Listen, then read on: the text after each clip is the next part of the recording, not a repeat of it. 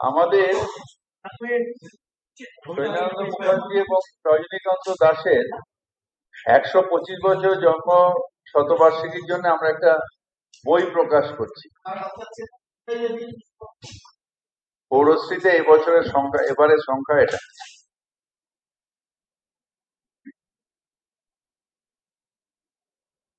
দ্বিতীয়টা হচ্ছে যে আমাদের, আপনাদের মাধ্যমে আমি একটু জানাতে চাই, আমাদের যারা অনেক দিন ধরে, প্রায় 5-7 বছর ধরে আমরা ঠিকাতে নাম ট্রান্সফার মিউটেশন বন্ধ ছিল ফর্ম এর জন্য।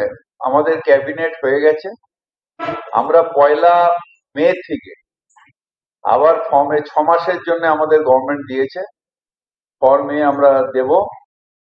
এই 6 মাসের জন্য আমরা এটা করব এবং এই নোটিফিকেশনটা হয়েছে যে এখানে অ্যামেন্ডমেন্ট হয়ে আজকে এটা এসছে। আমরা আবার যাদের যাদের যা পেন্ডিং, আমাদের ডেপুটি ঠিকা কন্ট্রোলার, ওনার কাছে ফর্ম পাওয়া যাবে, উনি এগুলো আমরা এমনি ঠিকা যেগুলো বেশি জায়গায় সেখানে প্রচারও করব, পোস্টারিংও করব।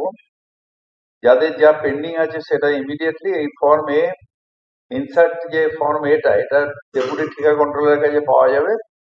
যাদের যাদের পেন্ডিং আছে, যারা যারা অনেকদিন ধরে ঘুরছেন, 4-5 বছর ধরে আমি অনেককে জানি যারা ঘুরে বেড়াচ্ছেন, তাদের নাম ট্রান্সফার হচ্ছে না। ঠিক আছে, এটা আবার গভর্নমেন্ট 6 মাসের জন্য খুলেছে।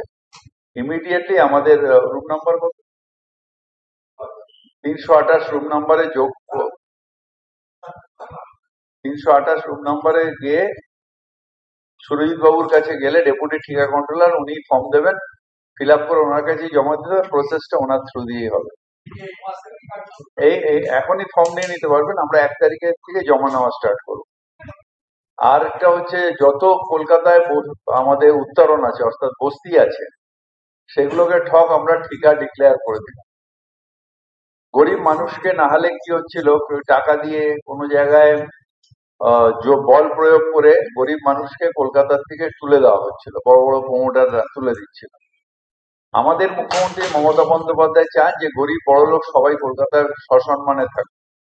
ওই ধারাবি প্রজেক্টের মতন তুলে নিয়ে বম্বে থেকে 50 কিলোমিটার দূরে নিয়ে চলে গেলাম, আর এটা বড় লোকদের দিলাম, সেরকম ভাবে হবে না। সবাই থাকবে। তাই এখানে অনেক জায়গায় দেখছিলাম যে নাম চেঞ্জ করে দিচ্ছে, চরিত্র চেঞ্জ করে দিচ্ছে, লোককে তুলে দিচ্ছে। ভবানীপুর একটা রিসেন্টলি আগুনের ঘটনা ঘটলো।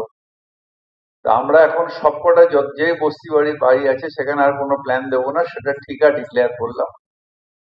আর ঠিকার হিসেবে তারা যদি বাংলার বাড়ি করতে চান, আমরা সরকারের তরফ থেকে তাও করব। আর যাদের নামে ঠিকা হবে তারা যদি নিজেরা ডেভেলপ করতে চান তাও করতে পারবে। 3079 79 রেজিস্টার্ড বস্তি আছে। আর এটা আমরা সবটাই ঠিকা হয়ে যাবে। এছাড়াও আমি আজকে কাউন্সিলরদের বলেছি, আমাদের লিস্ট, প্রত্যেকটা ওয়ার্ডের বস্তির লিস্ট আবার আরেকবার করে পাঠাবো, আপডেটেড লিস্ট। তার বাদেও যদি কোনো জায়গা থাকে যে আমাদের অফিসাররা ছেড়ে গেছে, তাহলে সেই ইনফরমেশনটা দিলে সেটা আমরা ইনক্লুড করব। ঠিকানা আমরা একটা নোটিফিকেশন করে দিয়েছি। আর এইগুলো সব আমরা চেষ্টা করবো যে সবই বাংলার বাড়ি হই। এখানে আমাদের যেটা হয়, আমরা লিগ্যাল হেয়ার, অর্থাৎ কেউ মারা গেল, যাদের বড় সম্পত্তি থাকে, অনেক টাকা থাকে, তাদের সাকসেশন সার্টিফিকেট, সেটা কোর্টের মাধ্যমে সাকসেশন সার্টিফিকেট, খরচা অনেকটা বড়। কিন্তু আমাদের কাউন্সিলরদের কাছে আসে যারা ধরুন অল্প কিছু টাকা আছে, ব্যাংকে বাবা মা কেউ মারা গেছেন, বাড়ির তার টাকা রয়েছে, হয়তো 2-4 জন লিগ্যাল হেয়ার্স রয়েছে, যেটা সার্টিফিকেট করে দিলে ব্যাংক তার টাকাটাকে ট্রান্সফার করে। সেইগুলো আমরা তখন একটা এফিডেভিটের মাধ্যমে নিয়ে তার কাছ থেকে যে এইটা আমি ছাড়া, এছাড়া আর কেউ নেই, এরকম ভাবে একটা এফিডেভিট ফার্স্ট ক্লাস ম্যাজিস্ট্রেটের জেনারেলি করিয়ে আমরা সেই অনুযায়ী একটা লিগ্যাল হেয়ার সার্টিফিকেট দিই। যেই সার্টিফিকেটটা দিয়ে ওরা ব্যাংকে জমা দিলে ওদের নামে ওই টাকাটা ট্রান্সফার হয়। বেশিরভাগটাই হচ্ছে ব্যাংকের টাকা। সম্পত্তির কেস হলে তখন ওরা মানে না রেজিস্ট্রেশন সার্টিফিকেট, তারা তখন ছোটখাটো হলে, মানে ধরুন বাড়ির ফ্ল্যাট, নাম ট্রান্সফার, একটা ভাড়া ফ্ল্যাটে থাকে তাই নামটা ট্রান্সফার করা, এই ছোট ছোট ব্যাপার। বড় সম্পত্তির ক্ষেত্রে একদম সাকসেশন সার্টিফিকেট মাস্ট। আদার্স পৌরসভায় আছে যে জঞ্জালের জন্য, জঞ্জাল কালেকশনের জন্য প্রত্যেক বাড়ির থেকে সার্ভিস ট্যাক্স নেওয়া হয়, সেটা কলকাতা পৌরসভা আমরা নিই না। যেরকম কলকাতা পৌরসভায় নন নন কমার্শিয়াল বাড়ির থেকে আমরা ইয়েও নিই না, জলের ট্যাক্সও নিই না, যেটা অন্য পৌরসভায় সব জায়গায় জলের ট্যাক্স নেওয়া হয়। কারণ এটা আমাদের মুখ্যমন্ত্রী মমতা বন্দ্যোপাধ্যায় বলেছেন জলের ট্যাক্স নিও না।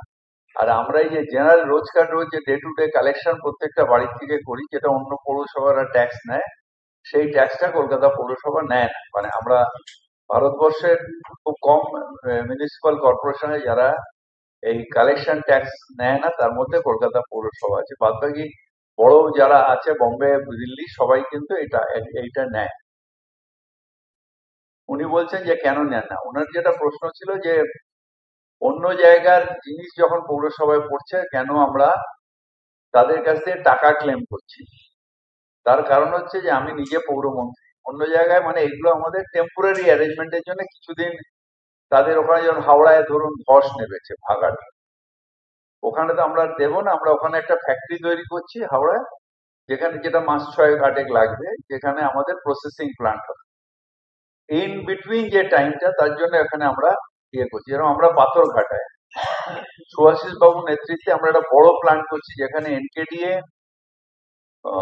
বিধাননগর, এনকেডিএ এরা প্রসেসিং প্ল্যান্ট আমরা তৈরি করছি। ওই যেখানে আমাদের এই প্ল্যান্টটা আছে, ওই সিএমডিএ প্ল্যান্ট আছে ঠিক তার পাশে। তো ইন বিটুইন এর জন্য আমরা এখানে নিচ্ছি। তো আমরা ওখানে নিজেদেরই প্ল্যান্ট তৈরি করে ওটা আমরা অলরেডি করে দেবো। তো এইটার জন্য আমি ওদের কাছ থেকে কি টাকা নেবো?